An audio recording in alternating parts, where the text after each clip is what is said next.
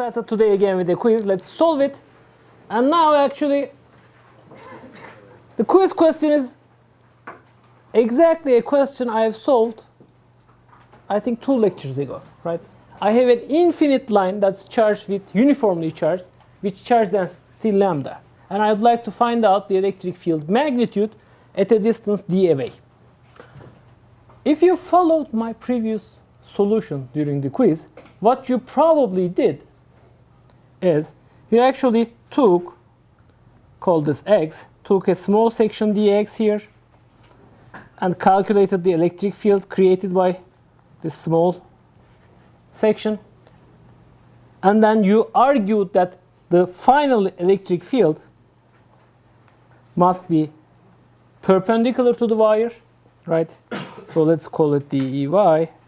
And then you found Ey as integral d, well, this is not a vector, right? As dEy. But today I'm going to do something different. We have learned a new and powerful method. This is okay. Okay. If you've done your integration, if you've defined your variables carefully, if you've done your integration, you found the result as lambda over 2 pi epsilon 0 d. Okay.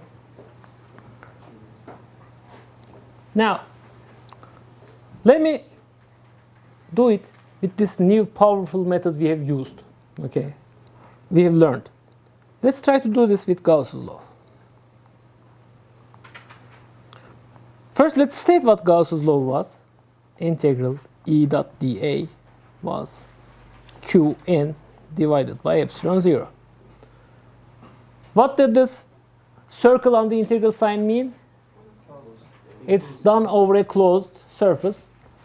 And Qn was the amount of total charge inside that closed surface. So apparently, to be able to apply Gauss's law, I need to define a surface. I need to define a Gauss surface. I keep choosing my Gauss surfaces green. So let's stick with that. What kind of a Gauss surface should I choose? I should choose a Gauss surface which has the full symmetry of the problem. What's the symmetry of the problem? I have 2 kinds of symmetries here. First is translational invariance along the z direction. It doesn't matter if I move along the z direction. This is still an infinite wire. The other is that I actually have rotational invariance. So let me choose. So I would like to find out the electric field at distance d away. Let me choose the following. Let me choose. Oh, that's green is not showing up. Let me choose another color. Okay. So let's choose another color. How about this green? I think that's much better.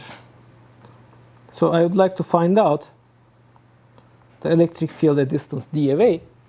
So I'll choose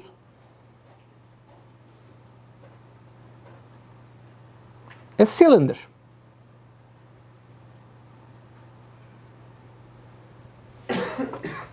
Of radius d and some height, I don't know what, h. This will be my Gauss surface.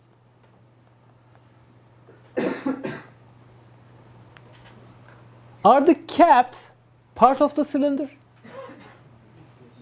They have to be, otherwise it will not be a closed surface, right? So the caps are there. So what I'm going to do is I'm going to evaluate integral E dot dA on this Gauss surface. Now, obviously I have 3 distinct surfaces here. So I will say I will split this integral into 3 different integrals.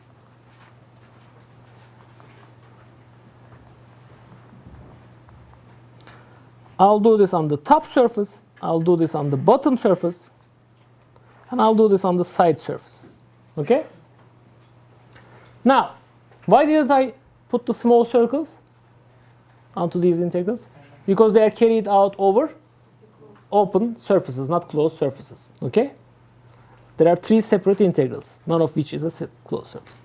Now, can you tell me which way dA is pointing on the top surface? If I take a small section here, dA is pointing? Horizontal. No, dA was always perpendicular to the surface. It's actually vertically. And is it pointing up or down? Up. Why? Because it's from inside to the outside. Excellent. So this is dA. But now, electric field in this region. Which way will be the electric field in this problem? Can it have any component along up or down? No, it must always be perpendicular to the wire. Why? Because of symmetry, because up and down are not different in this problem. For any point, right, up is equivalent to the down. So electric field must always be perpendicular to the wire. It cannot have an up or down component. All right? So electric field here should be perpendicular to dA. So on this top surface, E is perpendicular to dA. So what is E dot dA? The dot product of 2 vectors which are perpendicular to each other is 0. So the contribution from the top to flux is 0. Let's do the same exercise on the bottom surface. Which way is dA now? dA is down from inside to outside. But still, electric field will be perpendicular to dA on all points of the bottom surface. So here, E is, let's write E is perpendicular to dA. E dot dA is 0, which means the flux here is 0. How about on the side though? On the side, maybe I have to be careful. Here I have dA going out at each point of the circle, but I also have electric field pointing in the same way. So on the side surface, E and dA are parallel. Oh, that's great. So let's continue. If E is parallel to dA, which it means E dot dA, I can just write as magnitude of E times dA. So it's going to be magnitude of E times dA. Furthermore, all the points on the side surface are equivalent, right? They are all equivalently distant from all the charges. If I do a shift on the surface, if I do a rotation on the surface, it's basically the same problem again. There is a lot of symmetry. So E is constant on the surface by symmetry.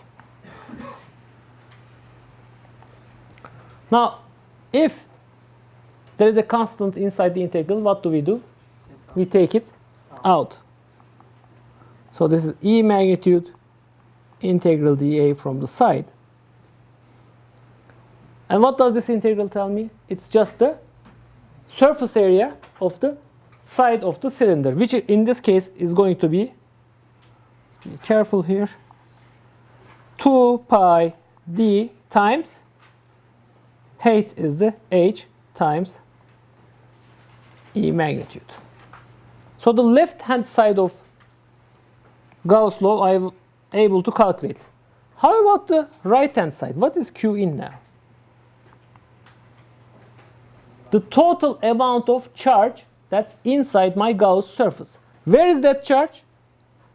It must be in the region between the top surface and the bottom surface, all on the line. So how much charge is there here? Well, what's the length of this section of the wire? H. What's the charge density on that wire? Lambda. So it must be H times lambda. Let's put everything together. Integral E dot dA is Q in over epsilon 0. I found the flux as 2 pi dH times E magnitude. And Q in is H times lambda over epsilon 0. So from here, E magnitude is, well, not lambdas, but H is cancelled, right?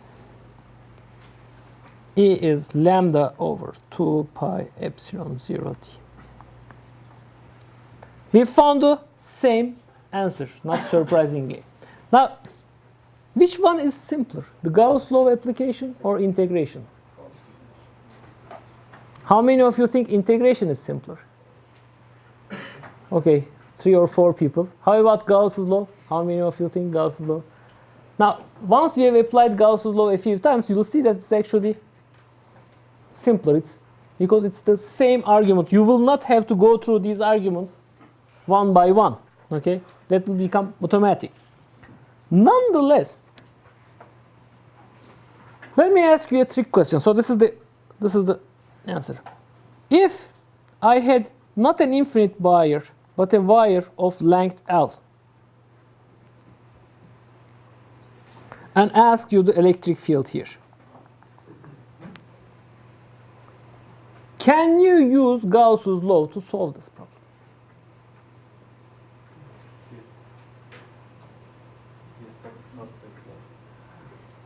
So Gauss's law itself will still be valid. It's a physical law.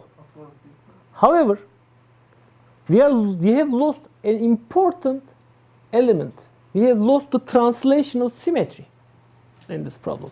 If I actually take a Gauss surface here,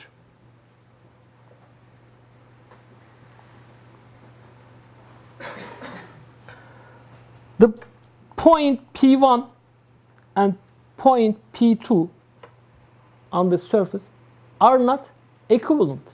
Why? Because P1 is equidistant from the top and bottom, while P2 is closer to the top and farther from the bottom. So I cannot say electric field magnitude is the same at these points, right? So I cannot use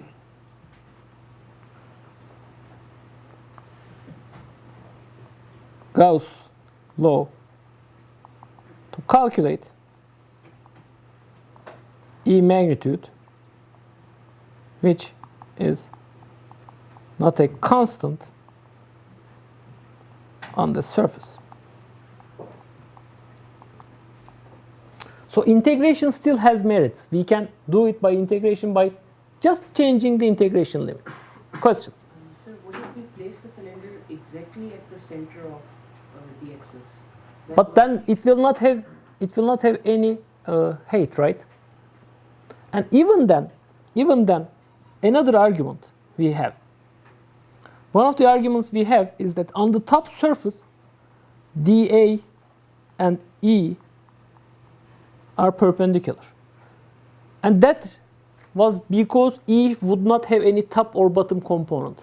But here, now E will have a component along dA. So I cannot get rid of that integration. Okay? So, again, a word of warning. Are you sure that you can use Gauss's law? I should capitalize his name. Gauss law. And in practice, this means there are 3 distinct symmetries where we can actually apply Gauss law to find electric field magnitude. The first one we have already seen is spherical symmetry.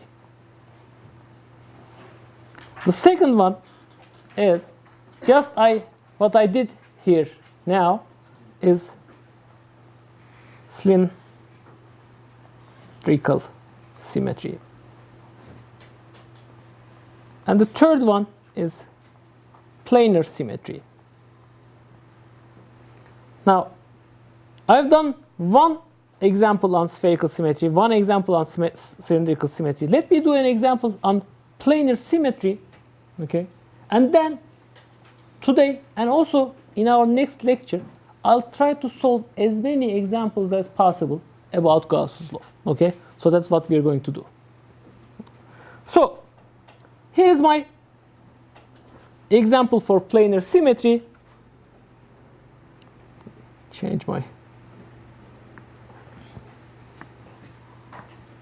again. The old problem of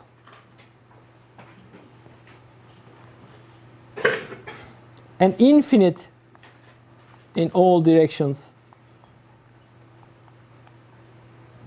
plane of zero thickness that's charged with charge density sigma. I would like to find what's the electric field at a point that's a distance z above this plane. How did we solve this problem by integration? We thought of the plane as if it's a disk with infinite radius. There is another way to do it. You could think of the plane made up of infinite wires. Okay, you can take infinitely many wires and sum them. That's another way to do it. But let's do it using Gauss's law. And here's what I'll do. I'll take a Gauss surface once again. So what kind of Gauss surface I would like to take now? I'll again take a cylinder. Oh, it's the same color you cannot see. Okay, let's choose. I thought we've established a better color. How's that? So here's what I do. I choose my Gauss surface.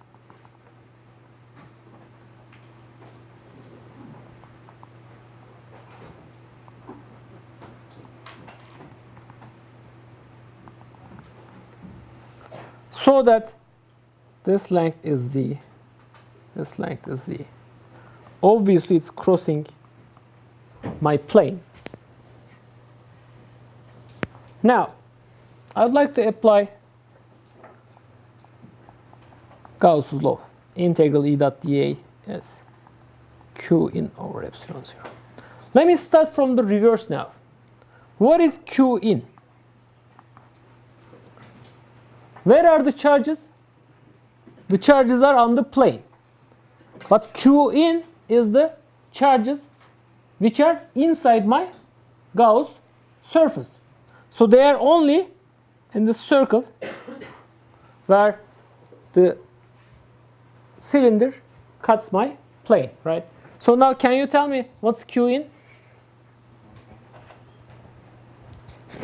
For that, I have to tell you what's the radius of this.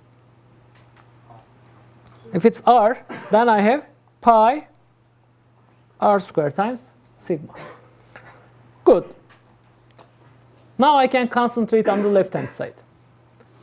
Again, I'm going to write the flux for each of the three sections of the cylinder separately. I'll say this is from the side E dot dA plus integral from the top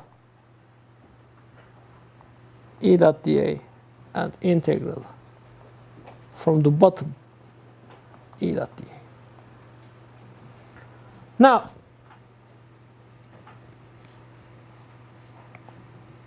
which way does dA point on the side? Just outside, right? dA is outside. And which way does electric field point in this problem?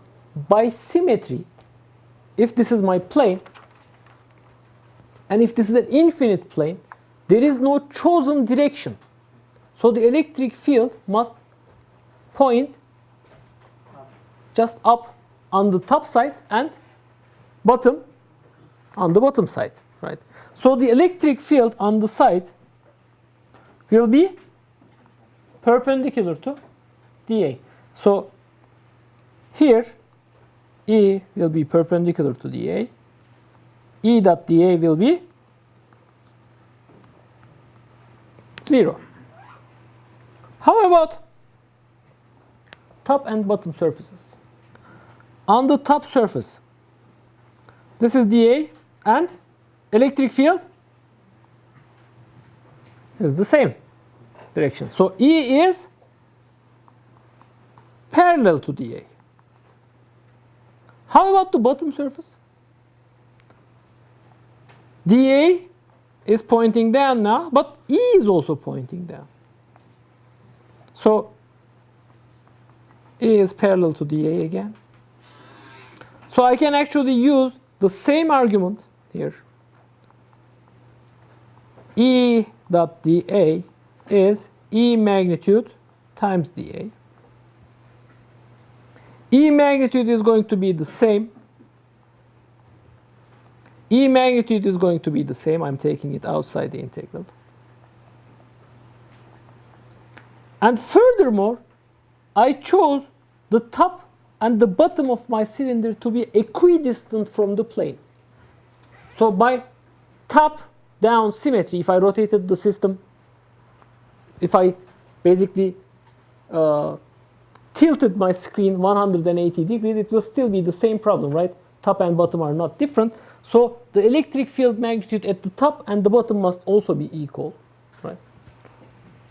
So I will just say this is 2 times E magnitude times, what's the area of the top surface? Pi r square. Oh, that's great. So I've calculated the left-hand side. The left-hand side is 2 pi r square E magnitude. That must equal pi r square sigma over epsilon 0. So r squares cancel, pi's cancel. E magnitude is sigma over 2 epsilon 0. Is that the correct answer? Have you already memorized it? So if I have an infinite plane, that's the electric field I get. Now, let me repeat. One thing we learned is that Gauss law depends on this concept of flux. And it's not, it's not outwardly. When we talked about these number of field lines crossing a surface, you could easily see that flux measures how much charge there is inside the closed surface. So it makes sense. But in reality, or in practice I should say, it will only help you calculate electric field if there is enough symmetry in your problem. You have 3 kinds of symmetry that you can use Gauss's law with: spherical symmetry, cylindrical symmetry, and planar symmetry. I can probably find some examples where the system doesn't fit any one of those, but Gauss law is still useful. But as far as physics 102 is concerned, I think we'll be pretty safe if we stick to these 3 symmetries. All right. So let me solve another example. Let's actually solve one more example. The last 10 minutes. We have done this very thin wire with lambda coulombs per unit length. Let's do a fat wire now. Let's do a thick wire. Okay. So let's take a cylinder, but let's say that it's an infinite cylinder. And it's uniformly filled. Let's say it has radius r. An infinite cylinder of radius r is filled uniformly with charge density rho. So I'll ask three things. Find lambda, the charge density per unit length along the cylinder. Find electric field magnitude. Let's start with the outside. Outside the cylinder. C. Find E magnitude inside the cylinder.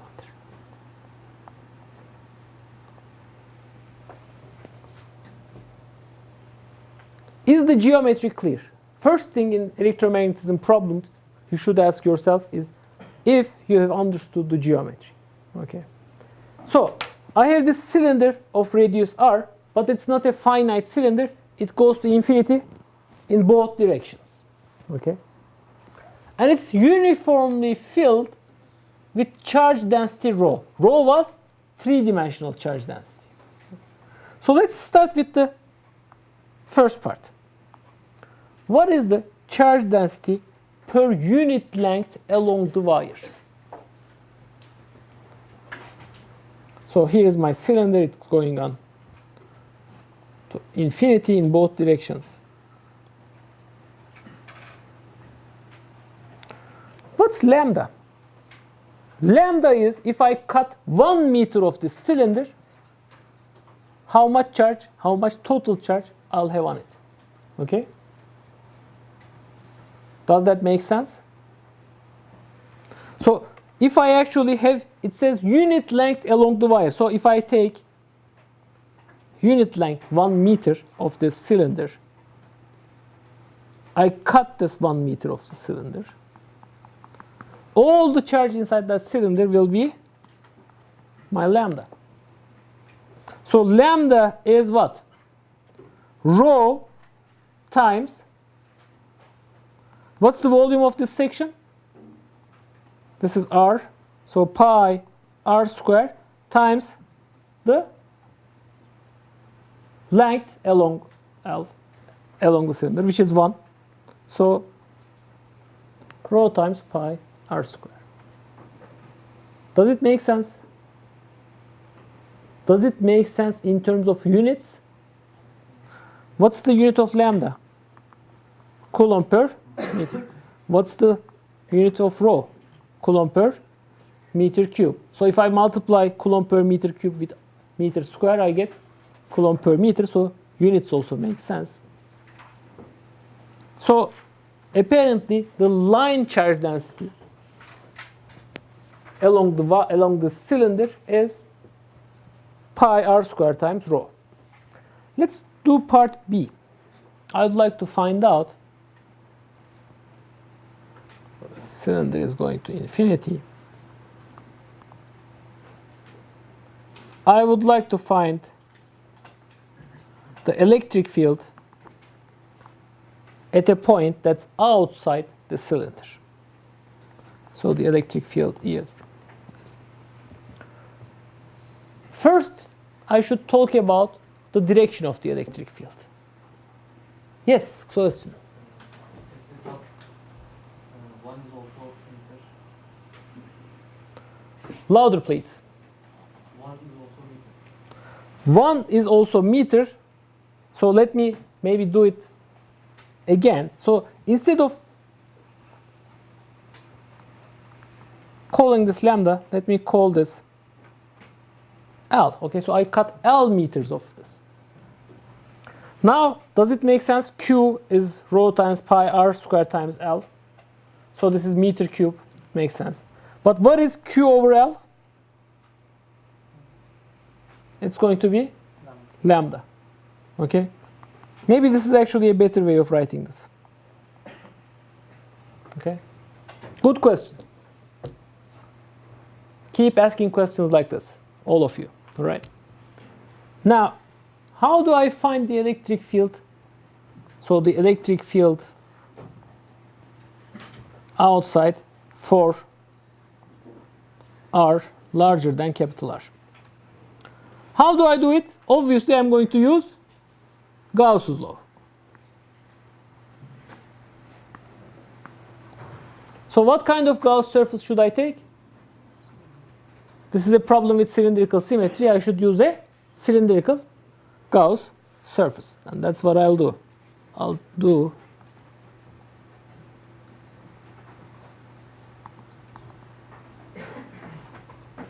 a cylindrical Gauss surface. Let's say the height of this surface is h. It obviously crosses my cylinder.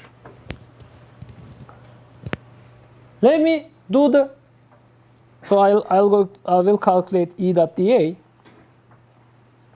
is Q in over epsilon 0. Let's start with Q in. Where are the charges which are inside my Gauss surface? It's where the Gauss surface bounds my charge carrying cylinder, right? It's that section of the cylinder. So what's Q in? The radius here is R. Pi R square times H times rho. Or I can write this as, with my definition, lambda times H. This was the easy part. The right hand side was easy. Let's do the hard part. Let's do the left hand side, flux. Integral E dot dA will be coming from three parts. E dot dA on the top, E dot dA on the bottom, and E dot dA on the side. Now, on the top, let's really use a differential element, try to use. dA is looking up, electric field is to the side, so they are perpendicular. I can easily say E dot dA is 0. Why? Because E is perpendicular to dA. The same argument applies on the bottom. dA is pointing down, E is radially outward, so this is 0. How about on the side? On the side, each point is the same, and dA and E are parallel to each other. So this thing is actually magnitude of E integral dA on the side. So the side area of which cylinder? All this integration is done on the Gauss surface. So it must be the side area of the Gauss surface. So it's going to be E magnitude times, what's the side area? H times 2 pi, small r or capital R? Small r, right? Small r is the radius of my Gauss surface. Capital R is the radius of the charge carrying cylinder. Good. Well, that's easier than what I expected, right? E times H 2 pi R is lambda times H over epsilon 0. H's cancel and I am relieved. Should I have H in the final answer? I cannot have it. It's not given in the problem. It's something I invented. It must go away. It went away. That's great. E magnitude is lambda over 2 pi R epsilon 0. Just like a very thin wire. That's good. But lambda was not given in the problem. I should write this in terms of the given quantities. Rho pi R square divided by 2 pi R epsilon 0. Pi is cancelled. Rho over 2 epsilon 0 R square divided by R. That's on the outside. How about on the inside? I'll do this really fast.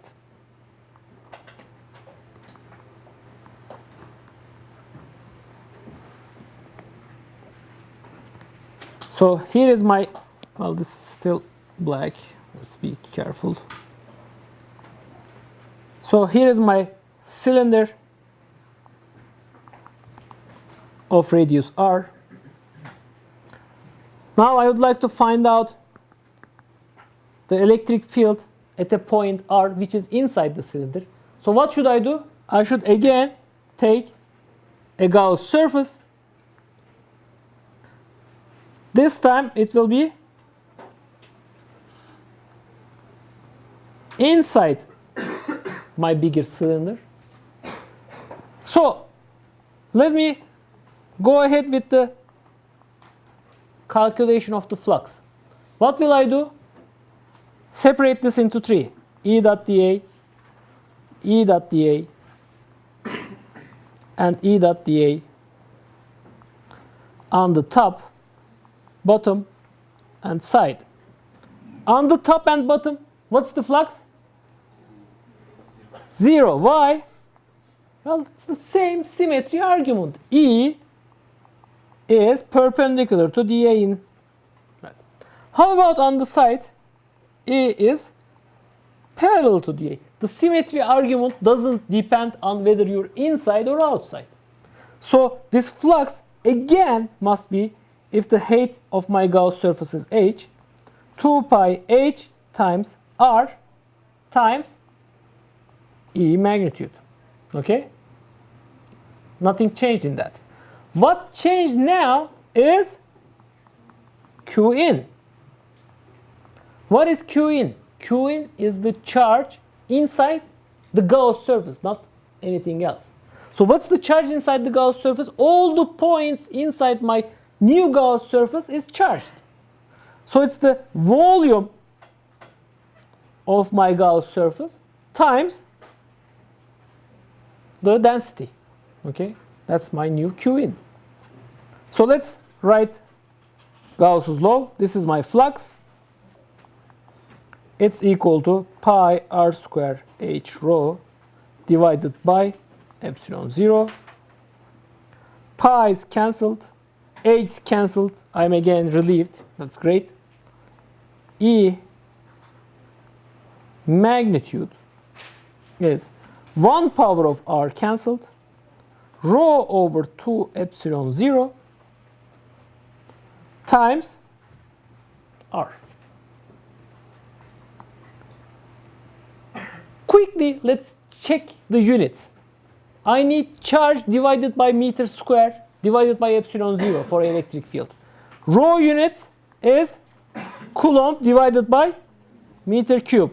R unit is meter. So I have charge divided by meter square divided by epsilon 0. So units check. Let me, as the final thing, plot what this looks like as a function of electric field. As a function of R. On the outside, I have this decaying behavior. E magnitude was rho over 2 epsilon 0 r squared divided by small r. So it's decreasing as 1 over r. But on the inside, what do you expect the electric field on axis to be if I'm exactly in the middle? It should be 0 because everyone is cancelling each other, right? I'm at the symmetry point. I cannot have an electric field. And that's what we find when r is equal to 0. E is 0. So where is the electric field maximum? Exactly on the surface. And its value is, I can use both formulas. They'll give me the same thing. Rho over 2 epsilon 0 times r. Maximum electric field. Next time, okay. Next time, we'll talk about more examples of Gauss's law. But we'll have a new feature. We'll talk about what happens if I use conductors. All the charges I talked about here, were fixed in space. So they were charges put there by some method which we have not talked about, but they could not move. And conductors, by their definition, are materials where charges can move. So next time we'll figure out what happens if we use conductors. See you.